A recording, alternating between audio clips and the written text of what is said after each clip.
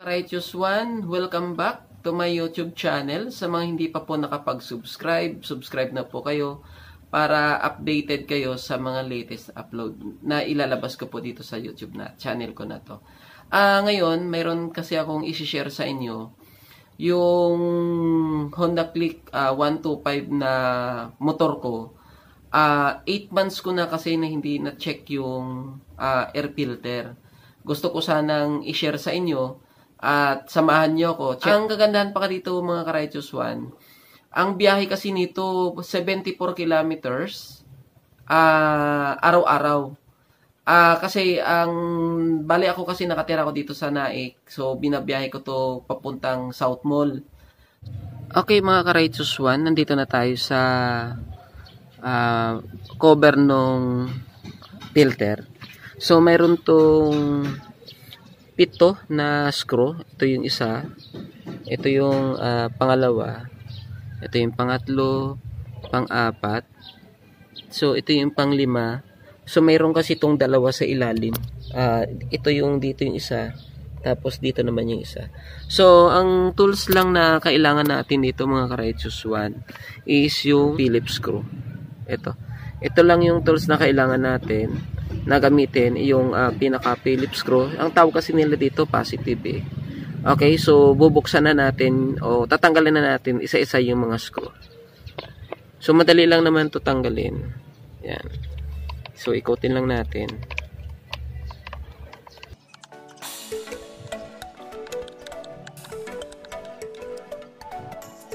Ayan. So siguraduhin lang natin na yung mga screw is may tabi lang na maayos.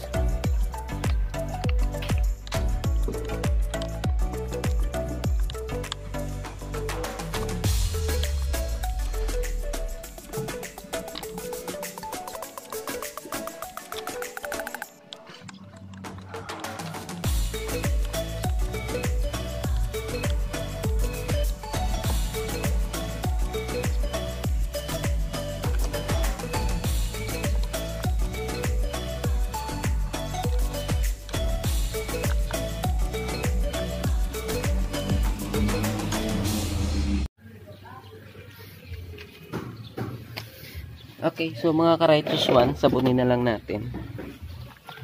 Ayan. Grabe ang dumi. Nanikit na.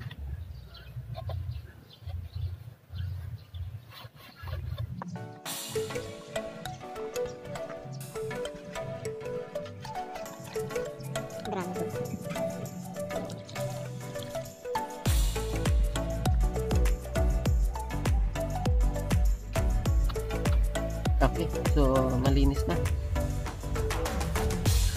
Tapos, ito naman yung sunod nating linisan. Ayan. So pwede natin, natatanggal naman pala ito. So yun, hindi naman tayo magkakamali sa pagkabit ito mamaya kasi meron naman siyang butas na pwede pagsuksukan dito. So tanggalin muna natin ito. Para pag nilinisan natin, hindi tayo mahihirapan. Yung tinanggal natin, ang purpose kasi nun para hindi pasukan ng tubig yung yung filter natin. Yun yung pinakaharang. Kasi minsan pag naglilinis tayo ng motor, so siyempre binabasa natin ang tubig to. Yun. Para hindi mabasa yung filter. Lalo yung filter na yung tawag nito, yung original talaga, kasi hindi naman kasi nalalabhan yun. Mas bihira lang naman natin nalilinisan to. Linisan na lang natin siya na maayos. Ito naman pwede naman pwede naman basahin ng tubig. Basta ang mahalaga lang, mapatuyo lang. Yan, basahin na lang natin para malinisan talaga. Ayun, so ito malinis na. So patutuyuin na lang natin.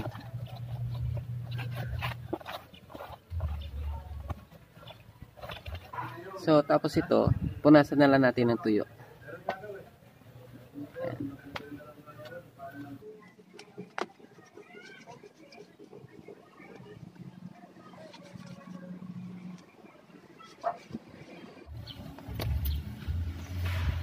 Okay mga ka-Righteous One, so nalinisan na natin to. Ito naman binlower ko kaso hindi na talaga matanggal. Since wala pa naman tayong pampalit, so ito lang muna gagamitin natin. So na-check lang natin kung gaano kadumi yung filter natin.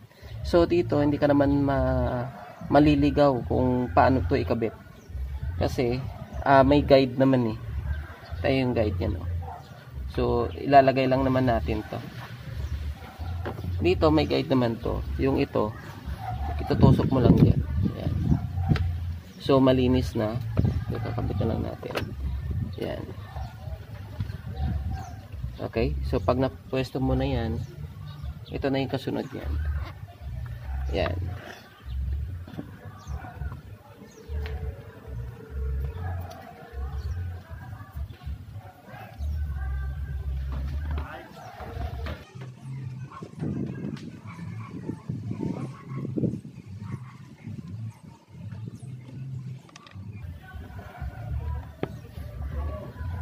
Ito naman kahit magkabali-baliktad, okay lang kasi wala namang ano to.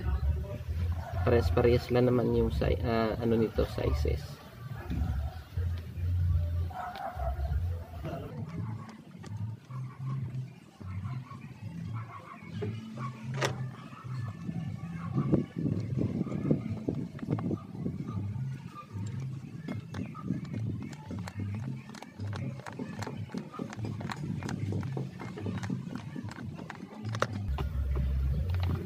Okay, so ganito lang yun mga ka-Righteous One.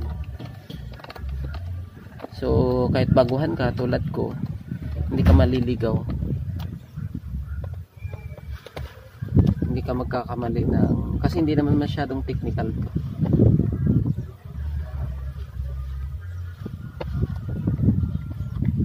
Yan.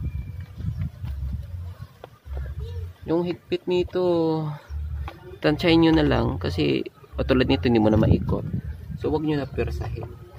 Kasi ano naman yan may gasket naman to sa loob na hindi siya mapasok na hindi sa basta-basta mapapasok ng tubig.